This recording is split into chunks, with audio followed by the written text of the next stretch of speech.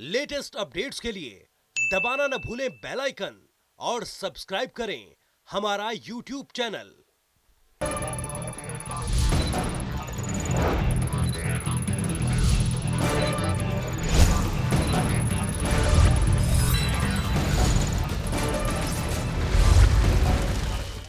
नमस्कार, मैं हूं शशि रंजन और आपका बहुत बहुत स्वागत है जनता टीवी में।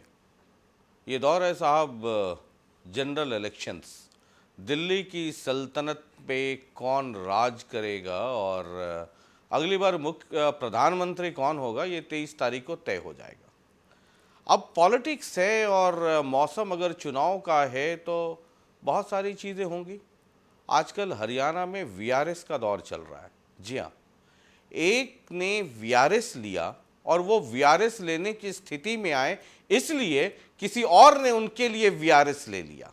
मतलब अर्जी दी है, अर्जी पास होता है नहीं होता वो बाद में पता चलेगा, लेकिन अर्जी लगा दी है। इतना कहने के बाद आप समझ गए होंगे कि आज शशि रंजन के तीखे सवालों का सामना कौन करेंगे। और आपको पता है साहब, मैं जब चलता हूँ तो नीम का पत्ता नहीं बल्कि नीम का पेड़ लेके चलता हूँ। ये अलग बात है, वो शुगर कोटेड होता है। सामने वाले मेहमान खाते आज हैं और उसका जो दर्द है या उसकी जो कह लीजिए जो उसके गुण हैं वो 2-3 दिन बाद पता चलता है। आज शशि रंजन के तीखे सवालों का सामना करेंगे हरियाणा के बहुत ही बड़े नेता, केंद्र में मंत्री, कभी कांग्रेस के बड़े खासम खास थे, आजकल बीजेपी के बड़े सिपाही, अब सिपाही भी नहीं चौकीदार हैं, चौधरी बीरेंद्र सिंह। बहुत बहुत स्वागत है सर। तो एक वीआरएस के लिए एक और वीआरएस हुआ। वीआरएस मुझे तो नहीं पता आपका मतलब क्या है, लेकिन आप ये समझते हैं कि मेरा बेटा जो एक ब्यूरोक्रेट है वो राजनीति में आएगा तो स्वाभाविक है कि जो काम अब कर रहा है वो छोड़ना पड़ेगा। और तो ऐसा कहाँ लिखा था चौधरी साहब? वो तो ठीक है, आईएएस हैं, पॉलिटिक्स में आएंगे तो वीआरएस लेना पड़ेगा। तो पिता पुत्र दोनों चलते नहीं, ये अब पुत्र को लाने के लिए आपने वीआरएस की अर्जी दे दी। ये देखिए, आप कुछ ऐसी चीज़ें हैं जो पार्लियामेंट्री डेमोक्रेसी में जी कुछ मान्यताएं हैं, कुछ मूल्य हैं जिनको कोई तो निभाए, और कैसे निभाए ये आपको बहुत थोड़ी उदाहरण मिलेंगे। लेकिन मैं ये समझता हूँ कि मेरा राजनीतिक जीवन, मैंने 1972 में पहला चुनाव लड़ा था जी। और तब से लेके आज तक मेरा जो इलेक्ट्रल पॉलिटिक्स है, चुनावी राजनीति, उसमें मैं रहा हूँ। और अब मैं ये समझता था कि मेरा बेटा जिसके मन में भी राजनीति है और जिसके संस्कारों में भी राजनीति है, उसको अगर मौका मिलता है तो मुझे मतलब राजनीति एज अ प्रोफेशन, जैसे यूपीएससी किया, हिंदुस्तान की सबसे लिक्रेटिव सर्विस आईएएस, हर लड़के का सपना होता है कि वो आईएएस बने। तो मतलब आईएएस के बाद नौकरी छोड़ के पॉलिटिक्स की नौकरी? पॉलिटिक्स को आप नौकरी तो नहीं बोल सकते, लेकिन पॉलिटिक्स भी ज़िंदगी का एक हिस्सा है। मैं वो पहला ज़माना गया जब आप डॉक्टरी भी करो और एमपी और एमएलए भी बनने का शौक़ रखो। वो ज़माना गया जब आप वकील भी रहो अच्छे खासे और अच्छे खासे राजनीति में भी रहो। आज राजनीति में अगर आपको कुछ योगदान देना है, कुछ कंट्रीब्यूट करना है, तो राजनीति को भी ये मान के चलो कि ये 24 घंटे का काम है। ये तो पहले भी था 24 घंटे का काम। पहले नहीं था। आप कितने में ऐसे दिखा नहीं, लेकिन जैसे मान लीजिए कि जो डॉक्टर्स थे, प्रोफेसर्स थे, या मान लीजिए, और डॉक्टर्स में भी जो प्राइवेट प्रैक्टिस करते थे, जो गवर्नमेंट जॉब में नहीं थे, सरकारी मुलाजिम तो आ ही नहीं सकते हैं। नहीं, सरकारी की बात नहीं कर रहा मैं उन लोगों की बात कर रहा हूँ जिनका राजनीति में विशेष स्थान भी रहा है, और जो जिस प्रोफेशन में, जिस व्यवसाय में वो थे, उस व्यवसाय में भी उनका विशेष स्थान था। नहीं, मैंने इसलिए पूछा चौधरी साहब आपसे कि मैंने आपको ही आपके भाषण में कई दफ़ा कहते हुए, आपको पता है कि मैं रिसर्च वाला स्टूडेंट हूँ, नए ज़माने वाला जर्नलिस्ट नहीं हूँ सर, पुराने ज़माने वाला हूँ, रिसर्च खूब करता हूँ। मैंने आपको कहते हुए सुना कि राजनीति जो है ये कमाने का अड्डा नहीं है, ये सेवा का अड्डा है। तो अगर सेवा का अड्डा था तो टिकट का इंतजार क्यों कर रहे थे? पहले वीआरएस लेकर के आ जाते पॉलिटिक्स में। पहले वीआरएस और अब कौन सी वीआरएस, ये नहीं है। मैंने ये कहा है कि मेरा बेटा अगर राजनीति में उसका पदार्पण होता है, पार्टी उसको अपना उम्मीदवार तय करती है, तो उस परिस्थिति में भारतीय जनता पार्टी का एक स्टैंड रहा है और वो है डायनेस्टिक रूल के खिलाफ वो बोलते रहे।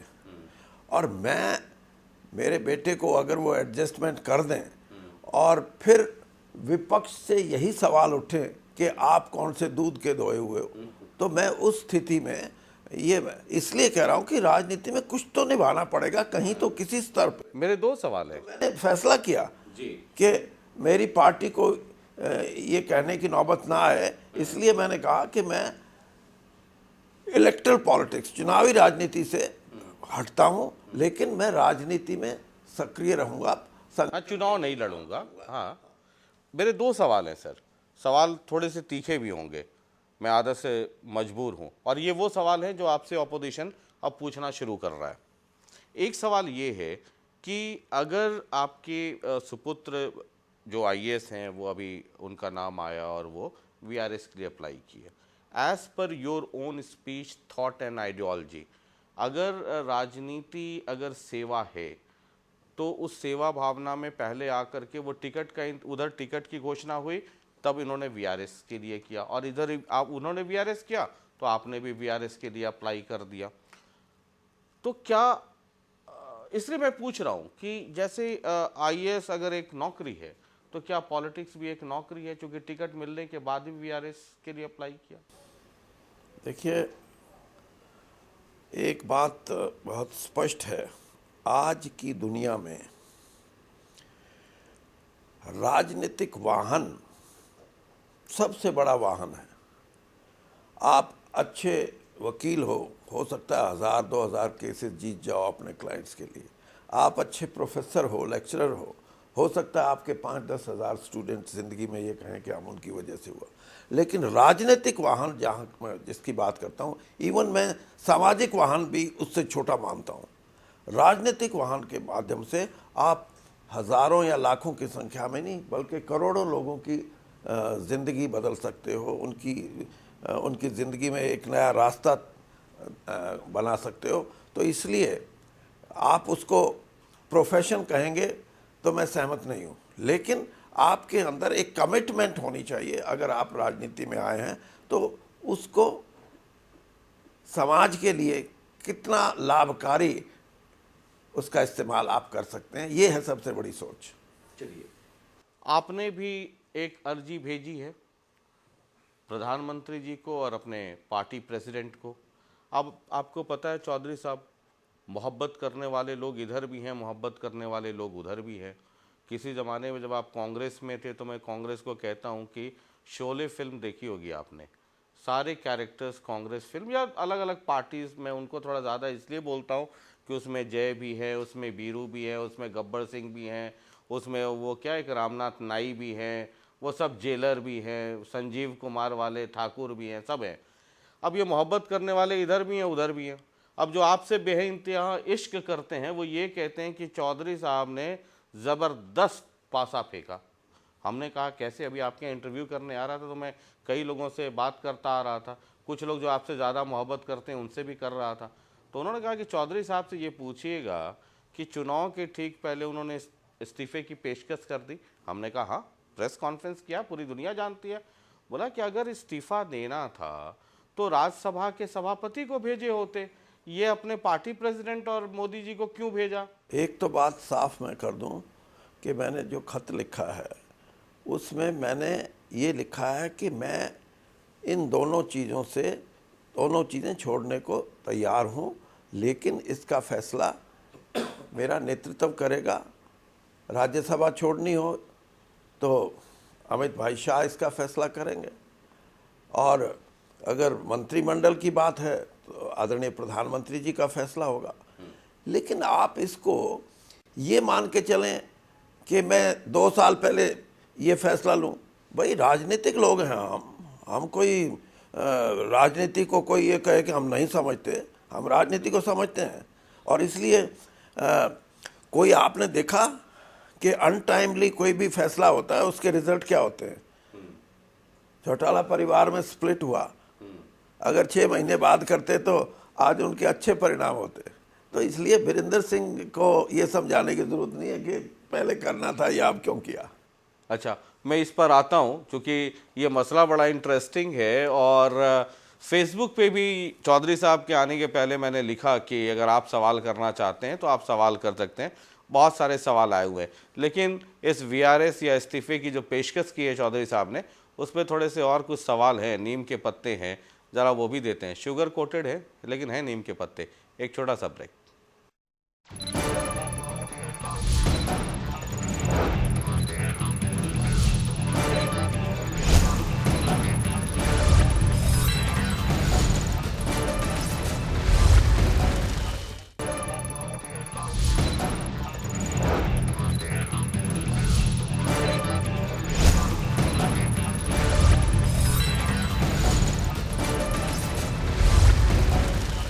चलिए, ब्रेक के बाद एक बार फिर आपका बहुत बहुत स्वागत है। आप देख रहे हैं शशि रंजन के तीखे सवाल और आज तीखे सवालों का सामना कर रहे हैं चौधरी बीरेंद्र सिंह जी।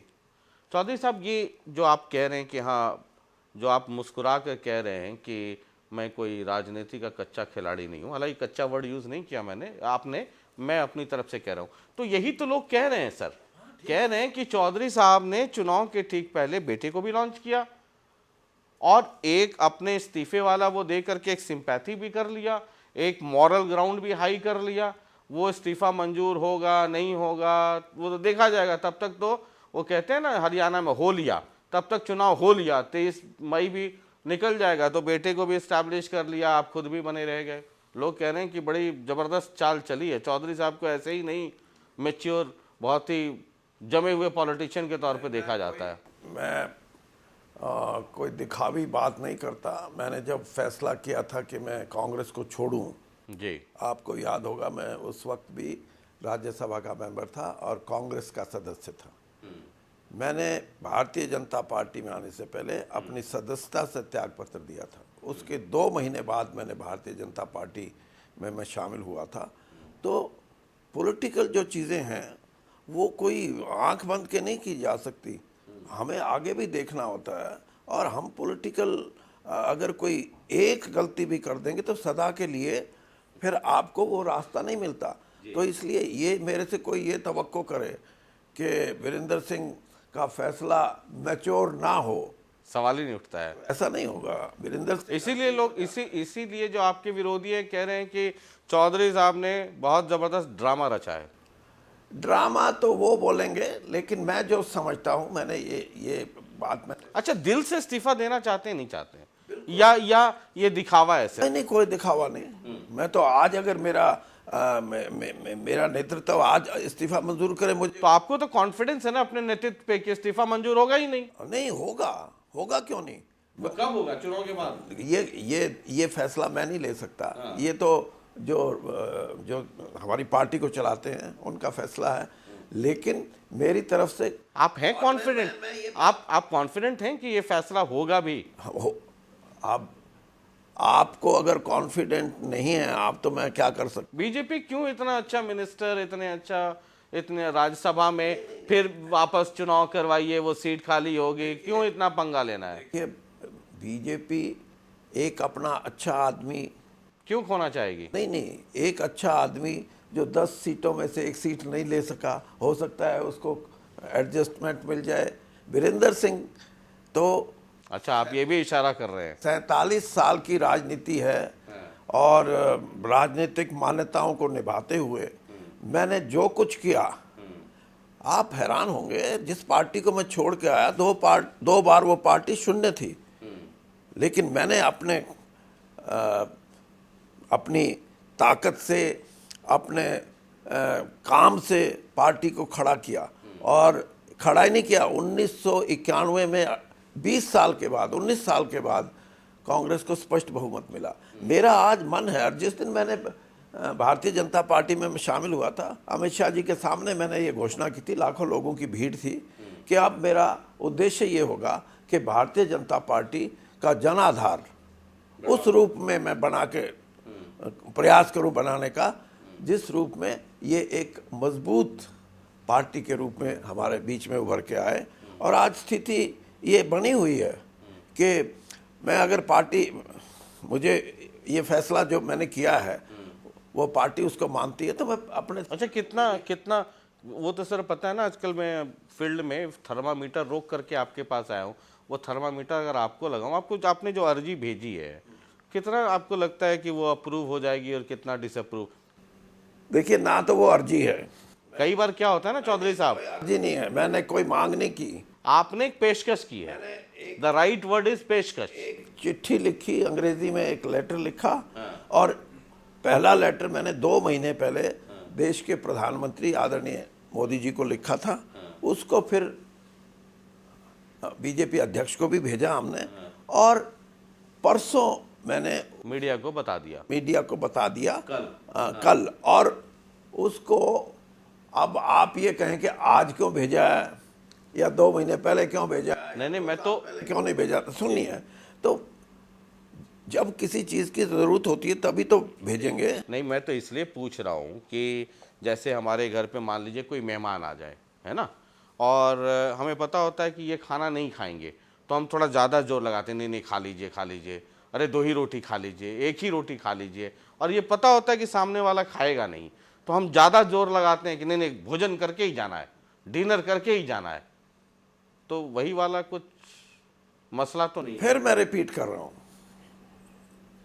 ऑन रिकॉर्ड मैं ये कह रहा हूँ कि मेरी पार्टी का एक प्लैंक है कि डायनेस्टिक रूल के खिलाफ, वो डायनेस्टिक पॉलिटिक्स के खिलाफ भारतीय जनता पार्टी हमेशा एक स्टैंड लेके रही है।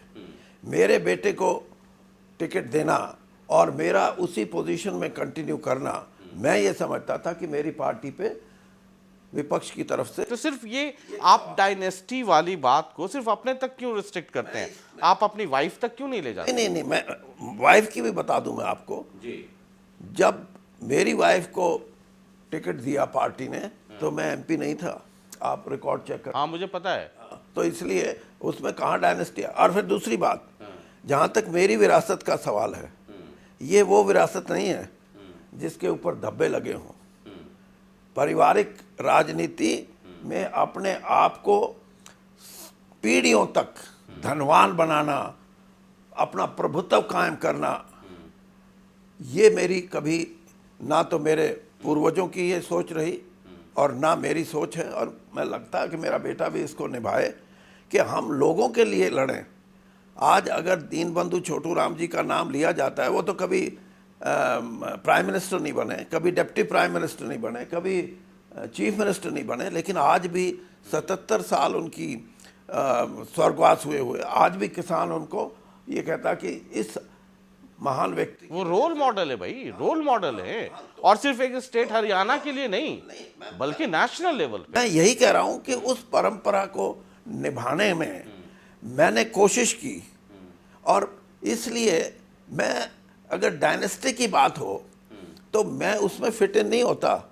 जिस तो मतलब उस डायनेस्टी वाली बात को कि परिवारवाद ना रहे, तो ये आपने ठीक है, बहुत अच्छा एग्जाम्पल सेट किया, आपने चिट्ठी भी भेज दी है ना। अब उस पर जो फैसला होता है देखते हैं।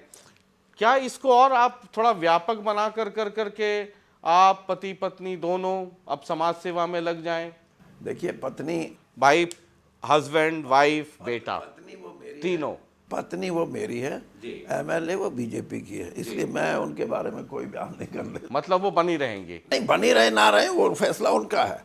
वो उसको, अच्छा, मान लीजिए कि आपको आपकी अर्जी जो आपने भेजा है, वीआरएस वाला एप्लीकेशन, वो एक्सेप्ट नहीं हुआ, तो अब तो फिर आप भी हैं, पुत्र भी हैं और उनकी माँ भी हैं। ये जो सवाल है, इसी सवाल को अगर आप ये कहें कि ये ऐसे ही रहे, ये मेरी ये कल्पना नहीं है। मैं ये कहता हूं कि मेरी पार्टी को कोई इस बात पे उंगली ना उठाए, और सिर्फ यहीं तक बात नहीं खत्म होती।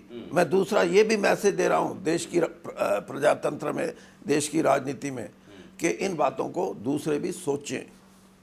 चलिए एक छोटा सा ब्रेक ले रहे हैं और ब्रेक के बाद जरा चौधरी साहब से पूछना ये भी चाहेंगे कि इनके दिल में वो सीएम वाली घंटी बजनी बंद हो गई क्या। एक छोटा सा ब्रेक।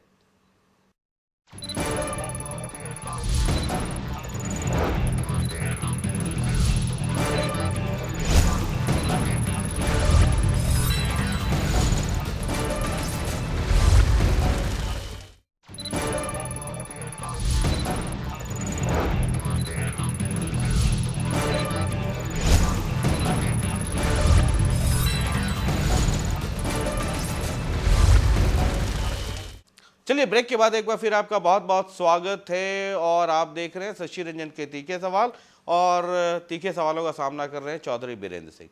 तो एक बात तो साफ हो गया सर कि आपने अपनी अर्जी भेज दी है वीआरएस वाली, वो एक्सेप्ट हुआ नहीं हुआ वो आपके हाथ में है नहीं, लेकिन उनकी माँ पॉलिटिक्स में और एमएलए रहेंगी। हालांकि 2-4-6 महीने के बाद दोबारा विधानसभा चुनाव भी है और पुत्र चुनाव लड़ रहे हैं। आपका अगर नहीं हुआ तो पिता पुत्र और माँ तीनों के तीनों पॉलिटिक्स में रहेंगे। बहरहाल, और उनकी माँ के बारे में आपने स्पष्ट कर दिया। आप तो साफ बोलने के लिए जाने जाते हैं कि जो काम आपने चिट्ठी लिखी है उनकी माता श्री अभी नहीं करेंगी। नहीं, मैंने ये नहीं कहा। मैंने ये कहा कि पत्नी मेरी हैं वो, लेकिन एमएलए बीजेपी की। हाँ, पार्टी बीजेपी को फैसला करना। लेकिन परिवार तो आपका है ना। नहीं, परिवार से मतलब नहीं है ये, उनकी भूमिका एक अलग है।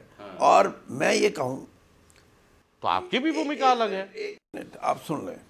अगर मेरी धर्मपत्नी जिला परिषद की चेयरपर्सन हो या गांव की सरपंच हो और वो एमएलए भी बन जाए, तो संवैधानिक रूप से और लीगली अगर प्रावधान है तो दोनों पोस्ट पे कंटिन्यू करना, फिर आप ये कहेंगे कि ये तो बिल्कुल अनडेमोक्रेटिक है। इसी प्रकार विधायक होना और एमपी होना ये अलग अलग चीज़ें हैं, उनके कार्यकलाप भी अलग हैं। और दूसरी बात ये कि ये महिलाओं के अधिकार में है। आप एम्पावरमेंट के खिलाफ हैं क्या? मैंने पूरा मैं तो सिर्फ परिवारवाद के खिलाफ हूँ।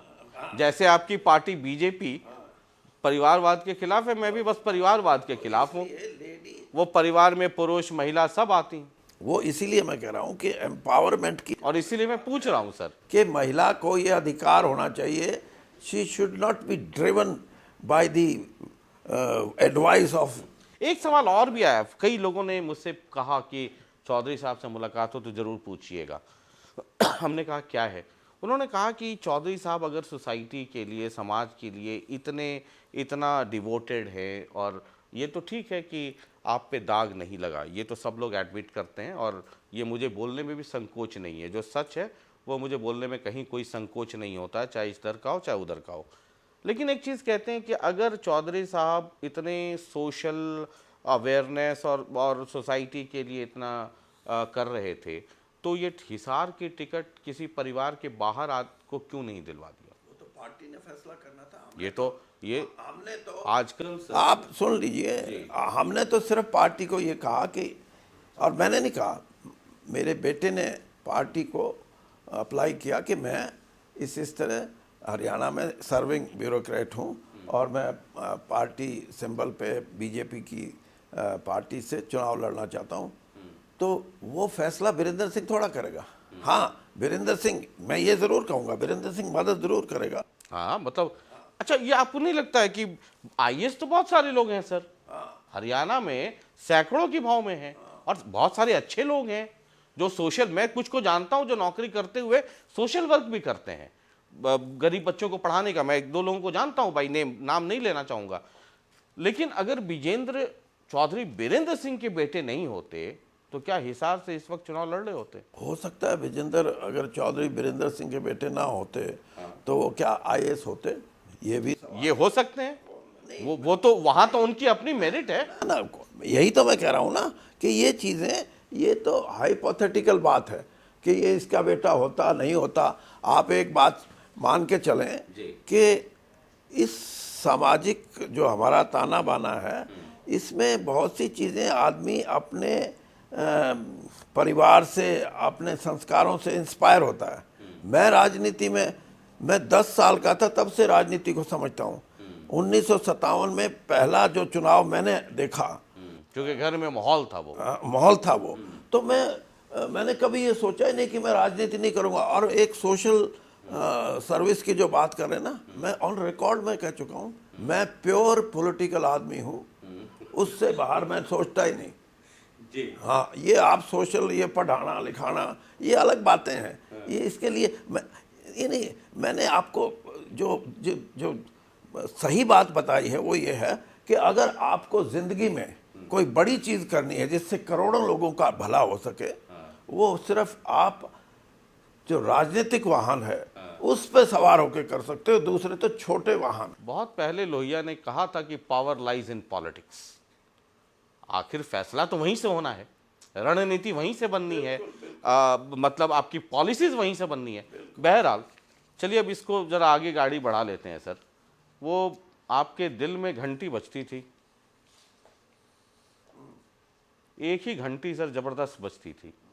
मैं तो आपको तब से फॉलो कर रहा हूँ, मतलब मुझे तो वो भी ज़माना, तब तो हम लोग छोटे थे, मैंने पढ़ा है और बहुत रिसर्च किया है कि जब भजन लाल मुख्यमंत्री थे और उसके बाद दिल्ली के कॉफ़ी हाउस में कहाँ कहाँ बैठकें होती थीं, चौधरी बीरेंद्र सिंह की क्या भूमिका होती थी, उसमें राव बीरेंद्र सिंह होते थे और भी कई लोग होते थे, नाम नहीं लेना चाहूँगा, और कैसे भूपेंद्र सिंह हुड्डा का नाम आप लोगों ने तय किया था। अब मैं जब ये बोल रहा हूँ तो फ्लैशबैक में वो सब आपको कॉफ़ी हाउस और वो सब आपको बैठ के रात में, दिन में, दोपहर में, वो सब याद आ रहा होगा। एक आपके दिल में बड़ी ख्वाहिश रहती थी कि आप मुख्यमंत्री बनाते हैं, बन नहीं पाते। होता है ये कई बार। और ये मैं तब पूछ रहा हूँ जब वीआरएस वाली अर्जी आपने दे दी है। एक मिनट, क्रिकेट के बारे में तो आपको पता होगा जी। क्रिकेट में विकेट लेने का काम कोई और करता है, बैटिंग का कोई और करता है, और दोनों काम ना आए तो अच्छा विकेट कीपर भी तीसरा आदमी होता है। तो इसलिए मैं ये मान के चलता हूँ कि कई बार विकेट कीपर कैप्टन भी होता है ना, और कैप्टन भी गजब का नाम कमाता है। धोनी याद है आपको? मैं इसीलिए कह रहा कि क्या पता मैं विकेट कीपर था या क्या पता मेरी बैटिंग अच्छी थी। मैं अपने जीवन में क्रिकेट बहुत खेला हूँ, तो मैं इतना बता सकता हूँ आपको कि जो घंटी की बात कर रहे हो ना, वो आज भी बज रही है। आप चिंता मत करो इस बात की। मैं ऑन रिकॉर्ड में बोल चुका हूँ कि मेरे को कभी पार्टी ये समझे कि वीरेंद्र सिंह को मुख्यमंत्री बनाना है तो ही चुनाव लड़ूंगा, वरना मैं चुनाव नहीं लड़ूंगा। ये मैं अब नहीं, पिछले 2 साल से यही बात कर रहा हूँ। तो इसको ये आप समझ रहे हैं आपने क्या कहा है सर? बिल्कुल ठीक कहा है। मैंने इसलिए कहा है कि कई बार जो हथियार जिनको आप कहते हो ना, ये अब टेक्नोलॉजी बदल गई, कई बार पुराने हथियारों का भी इस्तेमाल करना पड़ता है। अभी भी यूज होता है 303? नहीं, यूज तो अब वो डिफंक्ट 303 है, इसीलिए तो बदली जाती हैं। अब कहीं ऑटोमेटिक आती हैं, कहीं AK-47 है, कहीं उसका और वर्जन है। तो लेकिन फिर भी निशाना कई बार रैपिड फायर से नहीं लगता, सोच समझ के लगाया जाता, तो वो 303 से ही लगता है। तो मैं इसको क्या समझूं चौधरी? आप इसको ये समझो कि जो आप कह रहे हो कि घंटी कभी राजनीति में, चौधरी चरण सिंह जी ने कहा था जब वो प्रधानमंत्री बने कि आप प्रधानमंत्री बनने की इच्छा क्यों रखते थे, तो उन्होंने ये कहा था कि हम राजनीति में कोई घास खोदने नहीं आए, राजनीति की ऊंचाइयों को तय करने आए हैं। और राजनीतिक ऊंचाइयां वो होती हैं जिसको आदमी अगर अपने मन से निकाल दे तो वो फिर पॉलिटिकली वो डेडवुड है, मतलब उससे फिर आपको ज़्यादा तवक्को मत करो। एम्बिशन रहना चाहिए। बिल्कुल रहना चाहिए। वही आदमी की ऊर्जा को इंस्पायर करता है, उसकी ऊर्जा बनाता है, और उसी से आदमी आगे बढ़ता है। अगर आपका मन में ये हो जाए कि नहीं, now it is all over, तो फिर आप ये कहो कि मैं पूरे तौर पे, मैंने ये कहा कि मैं पॉलिटिकल मैं इलेक्ट्रल पॉलिटिक्स में नहीं होऊंगा, लेकिन पॉलिटिक्स में लेकिन पॉलिटिक्स में एक्टिव रहूंगा और अपनी पार्टी के लिए काम करूंगा। और अगर वो तो 6-7-8 महीने ही ना सर, अभी तो घोड़ी चढ़ रहे हैं लोग दिल्ली वाली, 6-7-8 महीने के बाद तो फिर चंडीगढ़ वाली घोड़ी चढ़नी है। तो उसमें जो आपने कहा कि मैं इलेक्शन नहीं लड़ूंगा, तो आपने एक फिर नया टर्न दे दिया। अब आप ये कह रहे हैं कि अगर पार्टी मुझे मुख्यमंत्री बनाने को तैयार हो तो मैं चुनाव लड़ूंगा। ऐसे भी नहीं, बना दे फिर लड़ लूंगा। कोई बनाने को तैयार क्यों, बना के भी लड़ा जा सकता है। और बना, आप ये मान के चलो कि आप मेरे को ये कहो कि मेरी घंटी बजनी बंद होगी, नहीं हुई है, मैं स्पष्ट हूँ बड़ा। बज रही है, बज रही है, और अब तो और तेज बज रही होगी। नहीं तेज तो आपका मतलब पहले बजती नहीं थी या आहिस्ता? ना बजती थी, तब तो आप बीजेपी में हैं। अरे बजती थी सर, इसीलिए तो भूपेंद्र सिंह हुड्डा वाले घंटा से टकरा गए।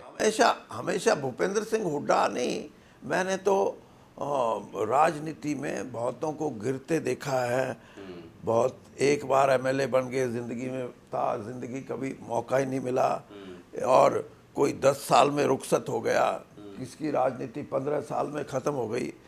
मेरी 47 साल की जो राजनीति है उसमें मैंने अपने कंडक्ट से, मेरे आचरण से, मैं 47 साल राजनीति में सस्टेन किया है, जीवित रहा हूँ। और जीवित रहने का फिर वही बात कह रहा हूँ कि मुख्य जो डोज है वो यही है कि आप जिंदगी में, राजनीति में अगर उम्मीदों को बंद करके राजनीति करो तो मैं अगर उसको 2 लाइन में समराइज करूं, क्योंकि हम लोग तो चलाते हैं ना सर, वो नीचे देखेंगे आजकल टेक्नोलॉजी बदल गई है, ब्रेकिंग, फलाना अपडेट, ढिमकाना अपडेट। तो चौधरी बीरेंद्र सिंह अब भी मुख्यमंत्री बनना चाहते हैं। शर्त ये है कि मुख्यमंत्री बनाओ और उसके बाद में चुनाव, या तो 100% तय कर दो कि मुख्यमंत्री, मतलब मुख्यमंत्री वाली कुर्सी के कंडीशन पे ही चुनाव लड़ेंगे। ऐसा होता है कि एक तो उम्मीद हो कि मैं चुनाव लड़ लूं, शायद बन जाऊं, ये नहीं। मैं फिर इसको आप थोड़ा सा अमेंड कर लो अपने लिए। मुझे कई बार ऐसे यानी एटमॉस्फेयर, ऐसा वातावरण बन जाता है जब इन सारी बातों पर पुनर्विचार होता है कि भाई ये ऐसा होना चाहिए, नहीं होना चाहिए। तो फिर कई बार चीज़ें जिनको आप दफ्तर दाखिल कर देते हो स्टोर में कर देते हो, उनको रिकॉर्ड चेक करने के लिए निकाला जाता है। तो ये जो बात मैंने कही, ये सिचुएशन है। देखिए मैं बताता हूँ आपको सिचुएशन, आप समझो। यानी सिर्फ यही नहीं कि मेरी एक इच्छा है। सरदार प्रताप सिंह कह रहा हूँ की मौत हुई, उनकी हत्या की गई। और सरदार दरबारा सिंह, मैं उस समय के पंजाब की बात कर रहा हूँ जब हरियाणा अनडिवाइडेड जी। सरदार दरबारा सिंह के बारे में ये था कि ये उनके बाद सीनियर मोस्ट आदमी हैं, इनको बनाना है, लेकिन नहीं बन सके। हालात ये बन गए कि कॉमरेड राम किशन होते थे जो सिर्फ एमएलए थे, कभी मिनिस्टर भी नहीं बने थे, और जिन्होंने खुद भी नहीं सोचा होगा उनको मुख्यमंत्री बनाना। आप इतना पीछे क्यों चले गए? बगल में हिमाचल प्रदेश है, आपकी ही पार्टी के ऑफिशियल घोषित सीएम कैंडिडेट, पार्टी आ गई पावर में और सीएम कैंडिडेट जो थे वो हार गए।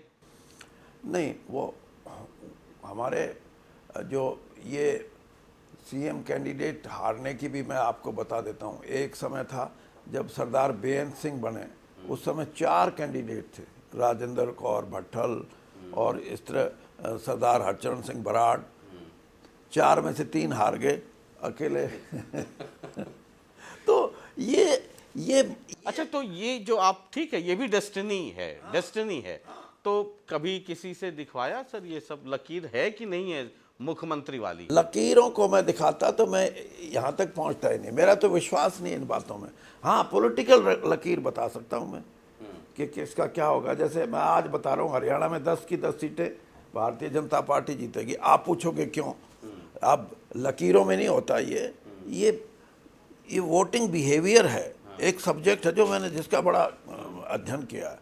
आज वोटिंग बिहेवियर ये मांग कर रहा है कि हम वोट देंगे। पहले हम जाते थे, आज कुआं प्यासे के पास आ रहा है। भैया कब आ रहे हो।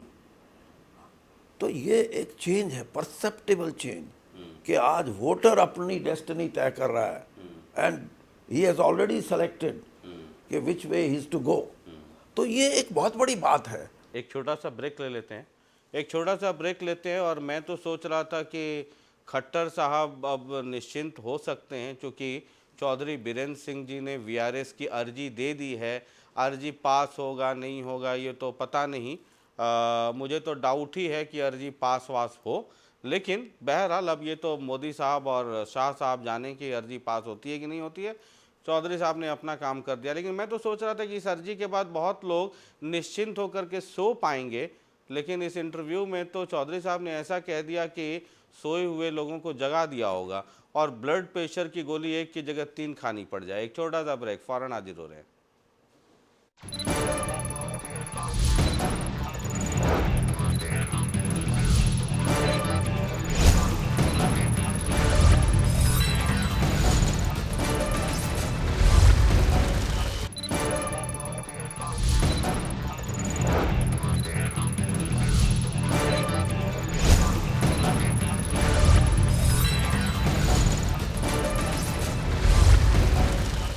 चलिए, ब्रेक के बाद एक बार फिर आपका बहुत बहुत स्वागत है। आप देख रहे हैं शशि रंजन के तीखे सवाल, और तीखे सवालों का सामना कर रहे हैं बीजेपी के बड़े नेता, केंद्र में मंत्री और वीआरएस की अर्जी लगा चुके चौधरी बीरेंद्र सिंह जी।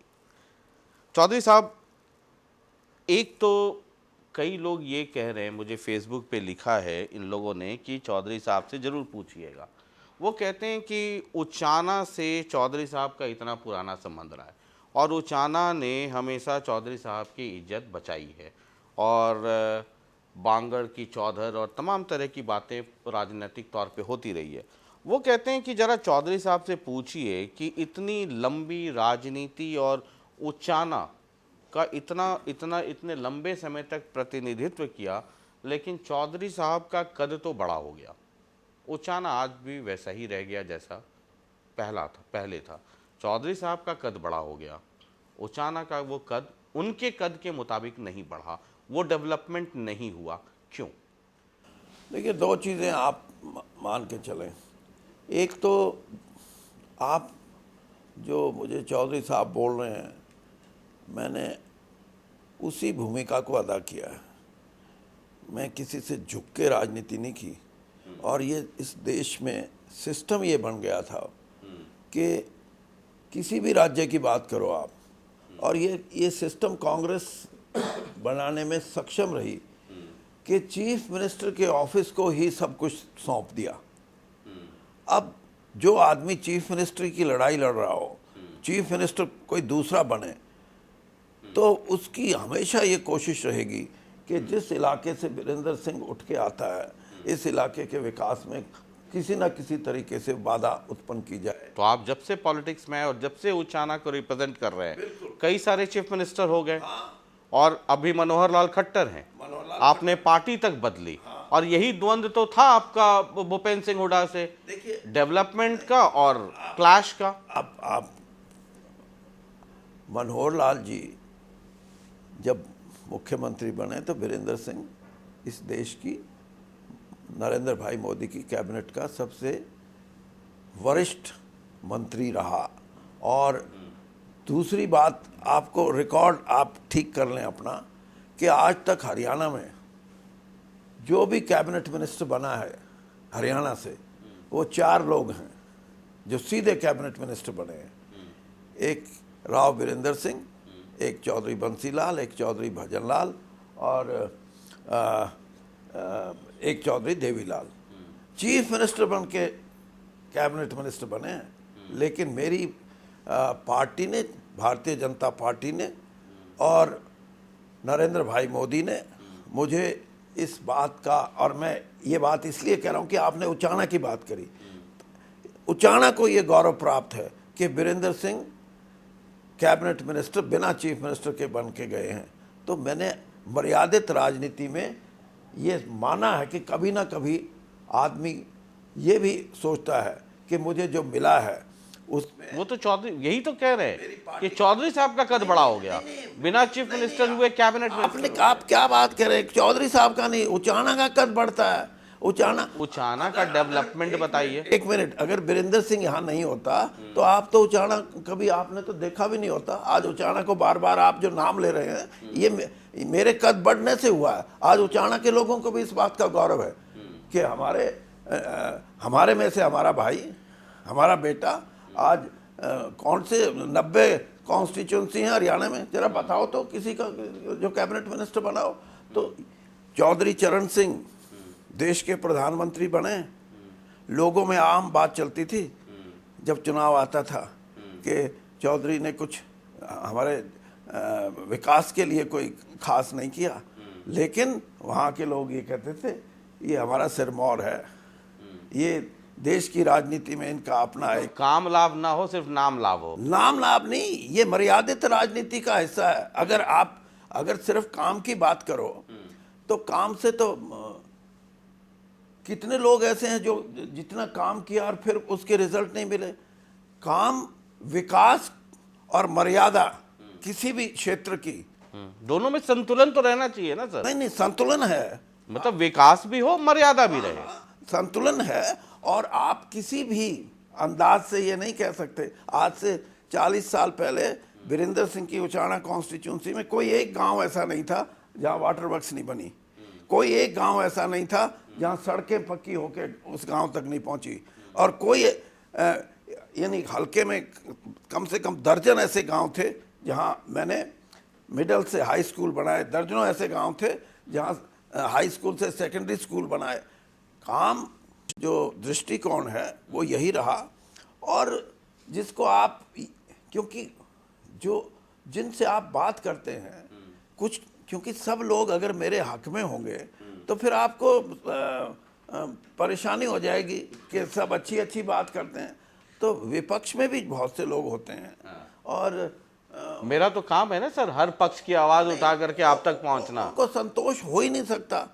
उनका संतोष तो इस बात का हो कि बीरेंद्र सिंह ना रहे, फिर तो संतोष है हमारे को। अच्छा, आप पॉलिटिक्स में इतने दिन से हैं, आपका प्रभाव भी रहा है, कांग्रेस में भी प्रभाव है, बीजेपी में भी प्रभाव है। अब इससे बड़ा प्रभाव क्या होगा कि बेटे को भी टिकट मिला है। ये सब तो सर्टिफिकेट है कि आप प्रभावशाली व्यक्ति है। और ये भी प्रभाव ही है कि आज भी दिल में घंटी बज रही है वीआरएस की अर्जी लगाने के बाद भी कि हो नोज अगले बार मुख्यमंत्री कौन बने। मनोहर लाल जी, आप बीपी-सीपी के पेशेंट अगर भगवान करे ना हो, अगर हो तो रखें गोली, कह दूं ना सर? मतलब कह एडवाइस, शुभ चिंतक होना तो ठीक है ना। मतलब भाई ऐसा है, आप रंजन जी आप समझो बात को कि मनोहर लाल जी ने 4 साल में जो किया है, मैं ये दावे से कहता हूं कि जो ये परिवर्तन आया, ये परिवर्तन क्यों आया? मनोहर लाल जी शुरू में जब मुख्यमंत्री बने तो वो ही वॉज रिलेक्टेंट, भाई कैसे होगा क्या होगा, लेकिन आज वो आज तो स्टार हैं। स्टार के अलावा वो समझे हैं राजनीति को, विकास को, और जो उन्होंने विकास की परिभाषित किया है एक नए सिरे से कि हर एक राजनीति को कितना बेहतर समझ गए हैं। ये तो मैं सर क्या बोलूं, जैसे आप लोगों की विवशता होती है, मेरी अपनी भी विवशता है।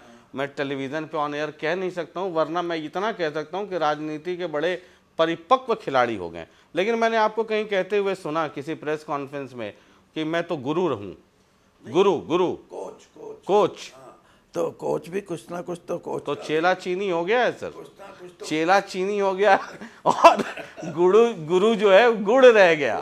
कोच का कोई ना कोई तो कंट्रीब्यूशन होगा। हाँ, और ये नहीं, जो विकास को नए सिरे से परिभाषित किया है मनोहर लाल जी ने, ये सही बात है कि आज जो बीजेपी का वोट बैंक क्रिएट हुआ है, मोदी जी का एक अपना स्टेचर सिर्फ देश में नहीं दुनिया में लोगों की नज़रों में कि ये आदमी हैं, इनको मौका देंगे हम। और दूसरा, हमारी जो हरियाणा सरकार है उसने कुछ ऐसी चीज़ें नई की हैं जिससे कि एक नया विश्वास पैदा हुआ है। और मैं अगर सही मानूं तो उसका जो प्रमाण है वो ये है, 5 मेयर के इलेक्शन हुए जिस कदर बीजेपी जीती, जींद बाई इलेक्शन, जींद का बाई इलेक्शन हुआ, ये इन चीज़ों को इंडिकेट करता है कि कांग्रेस का जो बेस है और दूसरी पार्टियों का। अरे दूसरी पार्टी छोड़िए सर, आपकी पार्टी के अपने कई सारे एमपी चुनाव नहीं लड़ना चाहते थे। कुछ लोग हरियाणा और राजस्थान में सर्वे करवा रहे थे सीटों का, वो सब के सब दोबारा चुनाव लड़ने को तैयार हो गए। मतलब जैसे आपकी विवशता है, मेरी भी अपनी मर्यादाएं और विवशताएं हैं कि मैं बहुत कुछ नहीं कह सकता, लेकिन इतना कह दिया तो आप भी मुस्कुरा दिए और आप भी समझ गए कि किस इलाके की बात कर रहा हूँ। बहरहाल एक सवाल बहुत ज़बरदस्त तरीके से आया हुआ और ये हिसार से जुड़ा हुआ है और ये प्रेमलता जी से जुड़ा हुआ है। क्या कभी उन्होंने ये कहा था कि हिसार के जो एक वर्ग है, समुदाय, वो पढ़े लिखे नहीं हैं, ज़्यादा समझदार नहीं हैं, इसको लेकर के कल से जैसे ही टिकट आपके पुत्र का डिक्लेयर हुआ, बड़ी सोशल मीडिया पे हाय तौबा मची? नहीं, ये तो देखो बाल की खाल उतारने की बात है। अब मैं ये कहूँ, मेरे 2 बेटे हैं, एक बेटा ताकतवर है और दूसरा उतना ताकतवर नहीं, तो इस बात में बुराई क्या है? मैं जो सोचता हूँ, उन्होंने ये कहा था कि हमारे लोग भोले हैं, स्पष्ट हैं और वो किसी बात को दिल में रख के नहीं बोलते, और कुछ ऐसी भी चीज़ें होती हैं जिनको छिपाने की ज़रूरत होती है। तो ये एक करैक्टर है हमारी बांगर की धरती का, कि बहुत ही सहज स्वभाव के हमारे भाई होते हैं और अपने भाई के साथ खड़ा होने में वो गर्व महसूस करते हैं।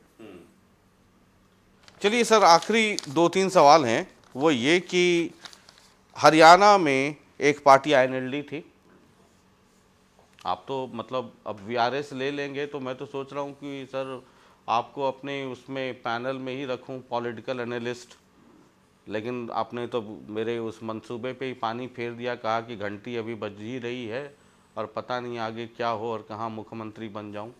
तो आईएनएलडी का क्या भविष्य देखते हैं? इसलिए मैं पूछ रहा हूँ कि हिसार में 3 कैंडिडेट है ना, मुख्य तौर पर एक आपके पुत्र बीजेपी, एक कुलदीप बिश्नोई के पुत्र भव्य बिश्नोई, एक अजय सिंह चौटाला के पुत्र दुष्यंत चौटाला हो या उनकी पत्नी हो, जो भी आ जाए, तो ये 3 परिवार वहाँ पर चुनाव आपस में टकराएंगे। तो आईएनएलडी से ही कहानी शुरू करते हैं सर। और दुष्यंत, आपको याद होगा कि पिछली बार 2 ही हल्के से लीड इतनी ले गए कि वो जीत गए। 3 और उसमें एक उचाना भी था, कुछ कुछ चश्मा वश्मा पहन लिया था आपने पिछली बार। नहीं, ये तो कहानी है। देखिए मैं भी कई बार सोचता हूँ, इस बार तो बहुत अलर्ट रहेंगे कि चप्पल बिना चप्पल का घूमिएगा आप लोग पता नहीं कहाँ से कैमरा लगा के देखते हैं। यानी चश्मे का निशान। अब ये तो शुक्र है कि मेरे को सामने दिखने में कोई दिक्कत नहीं, दूर तक दिखता है ना सर, दूर तक दिखता है। तो जब आप दूसरा चश्मा लगाएंगे पढ़ने वाला, तो हो सकता है कि कम उसका यूज़ होता हो। तो ये यानी लाइटर वेन में है, कहाँ भाई वो तो बोल गया, ये नहीं है। मैं ये बोल रहा था कि वो सिलेक्शन में अनफॉर्चुनेटली, दुर्भाग्यवश, उसमें जो पोलराइजेशन हुआ वो नहीं होना चाहिए था। इस बार भी होगा? नहीं होगा। क्यों? मैंने बता दिया, नहीं होगा। पॉलिटिकल बात है। पॉलिटिकल बात आज ये है कि जो हरियाणा का सामान्य वर्कर वोटर है, उसके मन में एक भाव है, और वो भाव cutting across the caste line, religion, ये वो ये समझता है। आपको लगता है, आप चौधरी साहब घूमते हैं, मैं भी बहुत घूमता हूँ हरियाणा, बहुत घूमता हूँ। मैंने आपका देखा है जी, मैं बहुत घूमता हूँ। आपका घूमने का और थर्मामीटर का तरीके को मैं बिल्कुल अप्रूव नहीं करता। आप 10 आदमियों से वहीं बात करोगे जो 10 एक ही तरह की बात करते हैं। नहीं, हाँ। मैं रैंडमली घूमता हूँ, कहीं पार्क में चला गया, कहीं देखा 4 आदमी उतर गया। आपने अगर आप मेरी मैंने पूरा देखा। मैं आपका तो जरूर देखता हूँ जी। आप मेहरबानी करके 10 आदमी बैठे हैं, वहाँ 1 से 2 से बात करें, बाकी 8 उन दो की बात सुनने के बाद they would be bit reluctant कि यार ये दो तो बोल गए, हम अलग से क्यों बोल रहे। एक मिनट सुन लो, मैं आपको अच्छी सलाह दे रहा हूँ। रैंडम का मतलब ये है कि आप अलग अलग बात करो, दूसरा ना सुनता हो, तो आपको सही जवाब मिलेगा। आप मेरे प्रोग्राम में देखिएगा, एक ही जगह बैठे हुए लोग ताश खेल रहे हैं। ये कह रहा है बीजेपी और उसके ठीक बगल वाला कह रहा है कांग्रेस, उसके बगल वाला कह रहा है कि मैं तो नीचे और ऊपर जेजेपी को, दुष्यंत को दूंगा। ये कॉम्बिनेशन है, ये भाईचारा। बहरहाल मैं जिस मुद्दे पर आ रहा हूं वो ये है, आप पहले मेरी सलाह मान लें। हाँ चला सर, मैं नहीं मान लिया। आप एक आदमी से अलग से बात करोगे तो उसका ट्रूथ, सच्चाई सामने आएगी। दूसरे ने सुन लिया कि ये बोला है तो वो आपको पूरा जवाब नहीं देगा उसके मन में। ये तो हम जब हम पार्टी में बैठते हैं, कोई फैसले करते हैं, तो क्यों कि भाई 50 आदमी में कोई फैसला नहीं हो सकता, 2 आदमी फैसला करेंगे, 3 करेंगे। इसीलिए तो कि आप, वो लोग जो आपसे प्रभावित हैं, वो फिर वही भाषा बोलेंगे। जैसे मैं कहूँ भाई मेरे बेटे को टिकट मिलना चाहिए, क्या बात है चौधरी साहब, बिल्कुल ठीक, वही जीतेगा। अगर उनसे अलग अलग पूछोगे तो हो सकता है अलग अलग बात आए। तो इसलिए आपका सही थर्मामीटर, क्योंकि थर्मामीटर आजकल उसमें बदल गया, पहले 98.4 होता था, अब 98.6 हो गया, तो थोड़ा बहुत उसमें भी फर्क आया है। तो इसलिए आपको सही अंदाजा ये लगेगा। ये 23 तारीख को देखिएगा सर, 23 तारीख को रिजल्ट देखिएगा। और थर्मामीटर का सारा एपिसोड पड़ा है यूट्यूब पर, है ना, फेसबुक पर, यूट्यूब पे पड़ा है, उसको भी एक बार निकाल के देख लीजिएगा सर। मैं बता दूं आपको जी कि 40 से 45% वोट भारतीय जनता पार्टी को मिलेंगे हरियाणा में। आप दुष्यंत और कुलदीप बिश्नोई, इनको कैसे काउंटर करेंगे हिसार में? काउंटर तो लोग करेंगे, हमने थोड़ा करना है। और आपने अभी भव्य का देखा होगा, भव्य बिश्नोई ने एक इंटरव्यू दिया और उसमें हम लोग हालांकि जानते थे, लेकिन चूंकि ये बहुत ही व्यक्तिगत मसला था इसलिए कभी इसको बोला नहीं कि कुलदीप बिश्नोई को गले का कैंसर था। भव्य ने खुद इस बात को कहा, लेकिन वो तब कहा जब चुनाव सर पर हो। उसका भी एक मोटिव है। मैं तो एंटीना खड़ा हो जाता है जब कोई कुछ बोलता है, सर आदत से लाचार हूँ, तो उसका एक पॉलिटिकल माइलेज, सिंपैथी, तमाम तरह की चीज़ें। और हिसार जो है, जैसे मैं राजकुमार सैनी को एंटी जाट पॉलिटिक्स के लिए कहता हूँ, एंटी कहता हूँ, और भजन लाल को नॉन जाट कहता हूँ, कि एक नॉन जाट पॉलिटिक्स की शुरुआत, या कह लीजिए उसकी केंद्र बिंदु जो है, एपिक सेंटर, वो हिसार बना था। और उसी की विरासत कुलदीप बिश्नोई संभाल रहे थे। हालांकि सुना है कि आपके यहाँ भी बड़ा कोशिश करते रहे, लेकिन मतलब चलिए, कुछ दाल होते हैं जिसको कुकर में डालने के बाद 20 सीटी में भी नहीं पक पाता है, तो अब क्या वजह हुई पता नहीं। लेकिन ये 2 फैक्टर हैं, इनको कैसे काउंटर करेंगे? देखिए, मैं 12 चुनाव लड़ा हूँ और 13वां चुनाव मैंने अपनी धर्मपत्नी का लड़ा, वो भी मैंने ही लड़ा। ये वाला भी आप ही लड़ेंगे? इसीलिए बता रहा हूँ आपको, ये चीज़ें जो ऐतिहासिक चीज़ें हैं, पोलराइजेशन गौण हो चुकी है। भजन लाल जी ने जो वोट क्रिएट किया था, वोट बैंक जिसको आप नॉन जाट की संज्ञा देते हैं, वो वोट आज भारतीय जनता पार्टी के पास है। बीजेपी का वही आधार है, आधार है। और खास तौर पे उसमें backward classes which constitute about 16% of the total electorate, 16% के करीब है। तो भारतीय जनता पार्टी का मेन जो स्ट्रेंथ है वो गरीब आदमी है, किसान है। अब आप अंदाज़ा नहीं लगा सकते, जो 6,000 रुपये की पहली किस्त गई है, मेरा अपना मैं बता रहा हूँ, मेरे गांव के पास के लोग आए मेरे पास, मैंने कहा भाई कितना कुछ मिला? कहने लगे जी हमारे गांव में 1474 लोग बेनिफिशरी हैं, यानी 4,000 की पॉपुलेशन नहीं होगी उस गांव की, 1474 लोग बेनिफिशरी हैं। तो इसका मतलब ये है, आप मतलब नहीं, मैं ये समझना चाह रहा हूँ कि आप ये कह रहे हैं कि भजन लाल ने जो एक नॉन जाट है ना, उसकी तो राजधानी रही है हिसार, उसका जो आप कह रहे हैं कि बीजेपी का बेस हो गया है नॉन जाट, उसमें भी ओबीसी है ना, या बीसी कह लीजिए, बीसी कह लीजिए, तो आप कह रहे हैं कि कुलदीप बिश्नोई को वो एक बहुत बड़ा डेंट लगेगा, क्योंकि आधार ही वही है। जाट उनको वोट देंगे नहीं, देंगे नहीं, वो जो कांग्रेस में जाट कोई वोट करेगा तो वो कुलदीप को भी करेगा, ऐसी बात नहीं है। लेकिन एक लार्जर चंक जो नॉन जाट का है वो बीजेपी है, तो इसलिए आप आश्वस्त हैं कि आश्वस्त नहीं, मैंने बता दिया आपको 45% जो टोटल वोट पोल होंगी वो बीजेपी के और उसका मेन आधार नॉन जाट होगा, कैंडिडेट्स पे जाएगी। मेन आधार नॉन जाट होगा, नहीं, सब होंगे, मेजर चंक, मेजर चंक नहीं, सब होंगे उसमें। अब आप जाति पाति की बात करते हैं इसलिए मैं नहीं बोलना चाहता।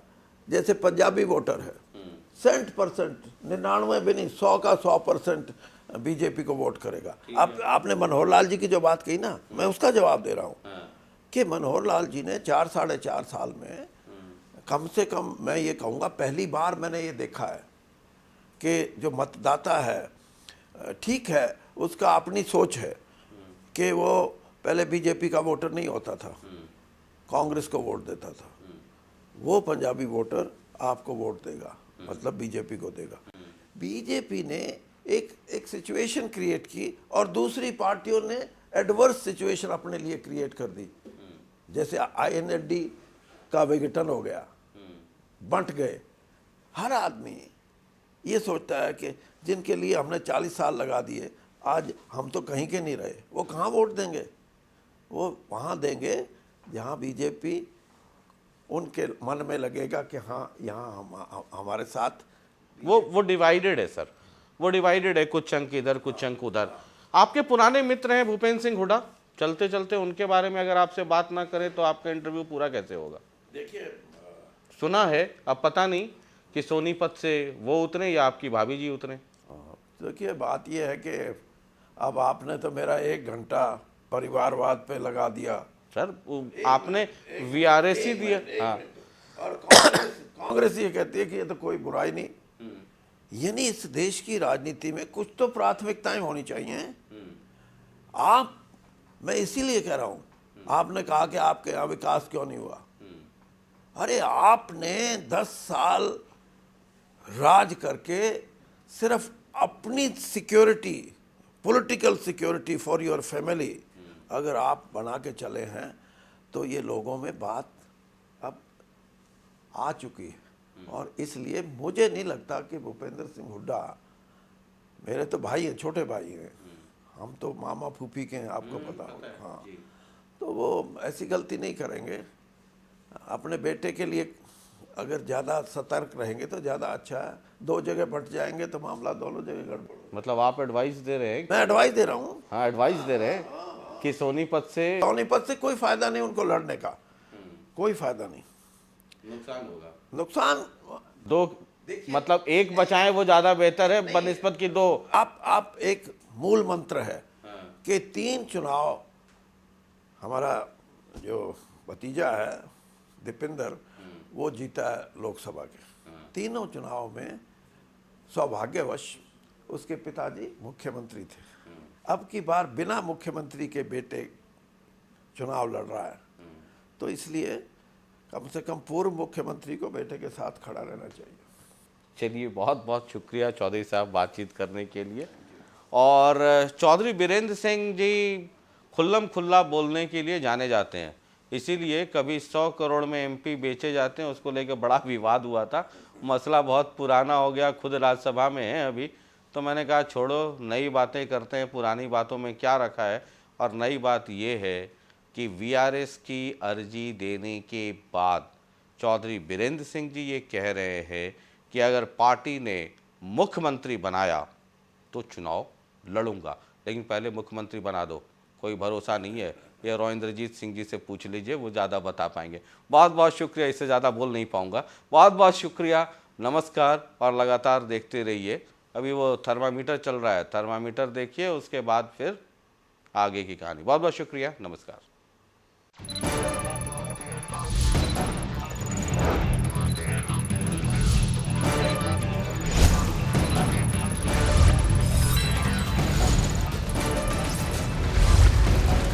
लेटेस्ट अपडेट्स के लिए दबाना न भूलें बेल आइकन और सब्सक्राइब करें हमारा YouTube चैनल।